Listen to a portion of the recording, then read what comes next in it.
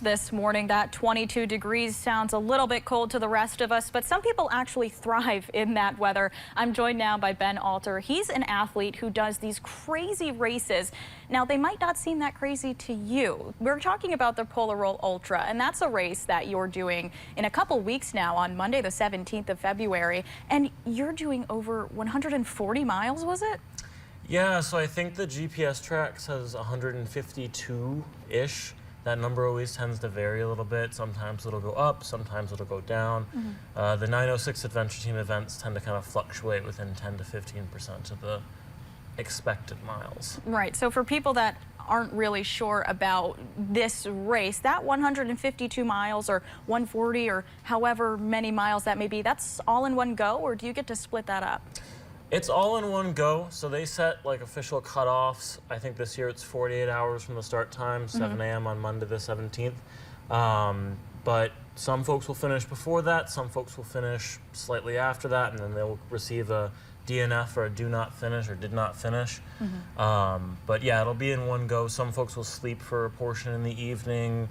You know, within that 48 hours, you can really do whatever as long as you're finishing within that 48 hours. Right. Now, we've brought you on before. You've gone live with Michael Sobek in the morning, but also on Upper Michigan Today, where you talked about another race through the 906 Adventure Team that you did, the Marquette-based. You did, I believe, the 200-mile one. So is this your first time? This isn't your first time doing the Polar. No, last year I did the Polar Ultra. It was 140 miles or 142. It was my first forte into winter ultra racing. I was looking at doing Arrowhead 135, which is a similar pard race out of International Falls, Minnesota, that kind of utilizes the similar terrain, a lot of snowmobile trail. So I wouldn't call myself like a seasoned winter ultra athlete, but I would consider myself an ultra endurance athlete. Just, I've done enough long endurance events, but then you have winter ultra endurance athletes and just ultra endurance athletes, which are kind of two categories split into themselves. Right. I mean, the gear, the setup, maybe the bikes you're even using are very, very different between maybe a summer event and a winter event. But you know, the question that's I'm sure on all of your minds at home is why do you do this? What carries you through a distance like this? Well, I think there's two things to it. One of them is the fact that I live in a community of a lot of folks who do very similar things. I'm friends with quite a few folks who do very similar events. We all talk about the same things. We all do the same things.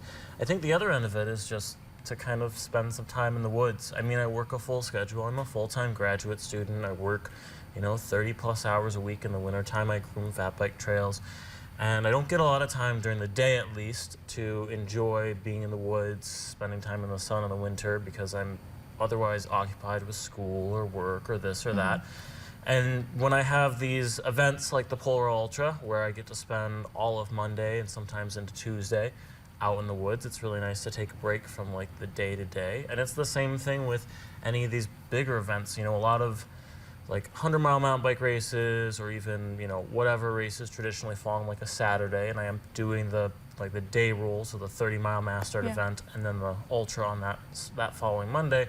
But it's just to spend time that I wouldn't regularly get to spend outside, which is really nice. Right, and for the Polar also, you mentioned that mass start. That's happening a little bit earlier. That's on Saturday the 15th. The mass start, or not the mass start, but the ultra start, I should say, is on Monday the 17th. Now, you said you're a really busy person. So where do you find the time to ride? Really quickly, I want to know, are you used to riding in the dark? Is this going to be something you're comfortable with?